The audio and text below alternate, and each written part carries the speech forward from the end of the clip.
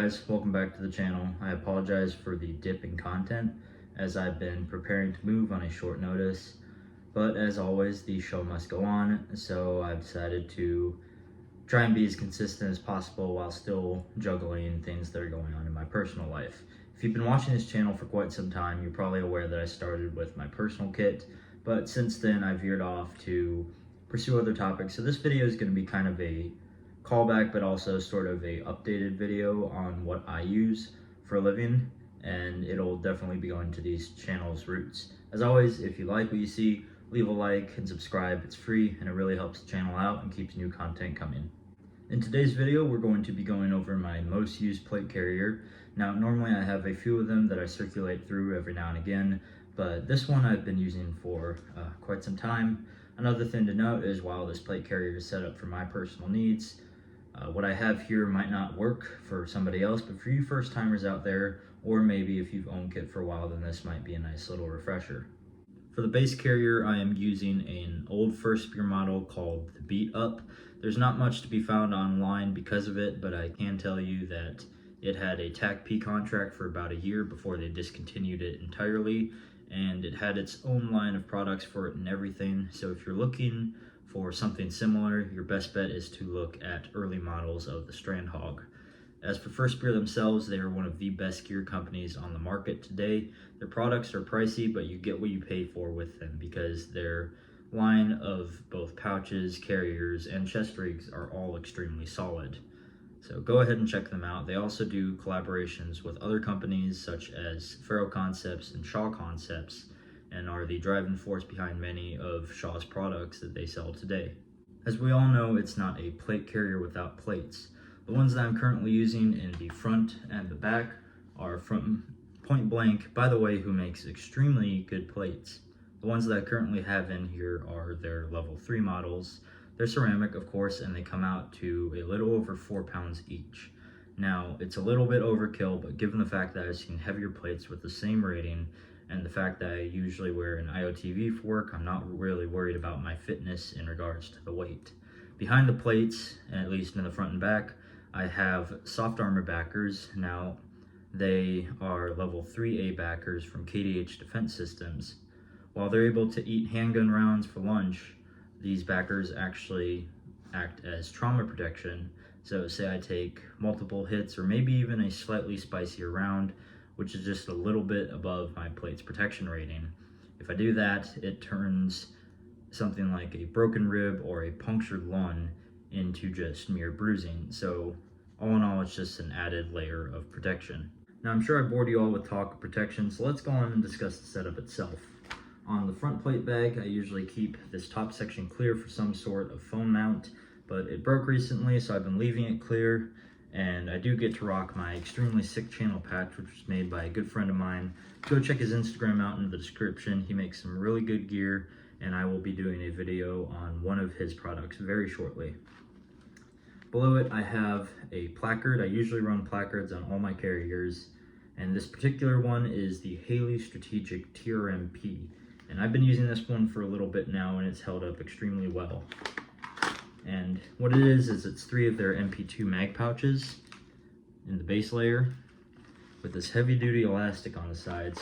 And I've ran everything from steel mags to P mags to M14 mags all the way up to G3 and even G36 mags. So they're extremely versatile and extremely well thought out.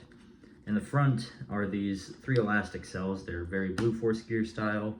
And I tend to use these for just either small notebooks or even a tourniquet or two, but you can double stack mags in front, and it's something that I usually don't do because I like to keep my kit more streamlined, but it's nice to know that I have that ease of access should the need arise. Below it, I'm running the Ferro Concepts Mini Dangler, and what I like about this is that it's small enough to carry the admin things that I need, such as chem lights or pens and batteries. And sometimes I'll even keep a microfiber cloth in there if I'm running a long optic.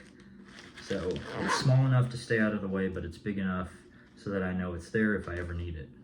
Moving on to the cummerbund, this is actually an extremely weird choice of cummerbund that I don't see a lot of people using, but I am using the Ferro 3AC assault cummerbund with the Firstspear tube adapters, which makes donning and doffing the carrier fairly easy.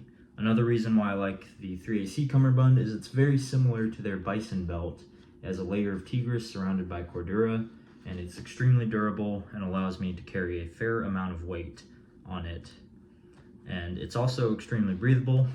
There's a bit of stretch in each end, so if I need to take a deep breath or if I need to run something like side plates, which we'll talk about in a little bit, it can accommodate for that.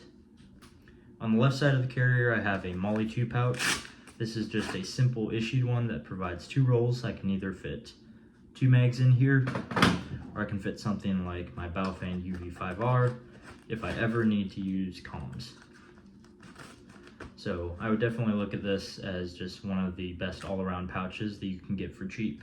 Behind it, I have a Ukrainian Spiritus clone, and this is just a generic small GP pouch that I can put any snacks in it or any other admin things that I could find on the ground, like Starburst. On the back, I have a back panel from Summer of Bummer. If you don't know what it is, I've linked it in the description so you guys can go and check it out. And the reason it's blank is because I don't really feel comfortable doing a video on it yet, because I'm still doing some tests, but definitely stay tuned for one in the future. Below it, I have my first aid. This is a Ferro Concepts Roll 1, and I believe it's the best IFAK out there because it's low profile, sits under the plate bag nice, and it's easy to wear, especially if you're in a vehicle. And it's also easy to access with both hands thanks to the tabs on either side. It also carries a good amount of medical equipment. I've been able to fit my entire issued IFAK guts in there and then some. So I definitely look at it if you're looking for a pretty easy solution to access your first aid whenever and wherever. On the right side, I usually keep it clear because I'm running a pistol of sorts, but the one pouch that I do have on here is this one. This is an Onward Research clench pouch. And what it is basically is it's a souped up double magazine pouch that can cinch down on the contents inside. And I've used it for water bottles, for radios, and even magazines, but lately I've been using it for my handheld. This is a AGM thermal. And if you didn't notice, I have a strip of foam in there that will protect my thermal should I ever drop the carrier itself or if I fall on it. So it really doesn't hurt to invest couple extra $2 or $3 into something that you spent upwards of maybe $500 or more on. So definitely keep some sort of padding in your NVG or thermal pouch. Last but not least, we'll be going over 2 of the slept-on features of this carrier. So right now I have their retrofit kit that was made specifically for the beat up. And what it is basically is it's just a simple buckle on the left shoulder. And this, combined with undoing one of the Firstspear tubes, means I can just slip this carrier on and off fairly easy. And we all know the relief of taking off your plate carrier, especially after a long day of patrolling or just standing guard. And what I do like about it is that it's easier than undoing Velcro and lifting it over my head and potentially giving myself a concussion. So there's less risk, but more reward. Second thing that I wanted to talk about is side plates. There's an argument surrounding side plates. Argument is that you should be wearing them. These are from TAC 11. They're their 6x6 version, and they're about £1 each, but they still provide the same rating as my front and back plates. So that's a plus, and that ensures that I have a decent area of coverage around my body. And the pouches that I'm using with them are from Ferro Concepts. These are the 6x6 variant, and they also sell TAC 11's products on their website. So go ahead and check them out. TAC 11 also makes an extremely lightweight rifle-rated plate, and it weighs about 2.6 pounds, 2.7 pounds. So if you're looking for slightly Guccier armor, but still trying to stay in somewhat of a budget, I would definitely recommend them.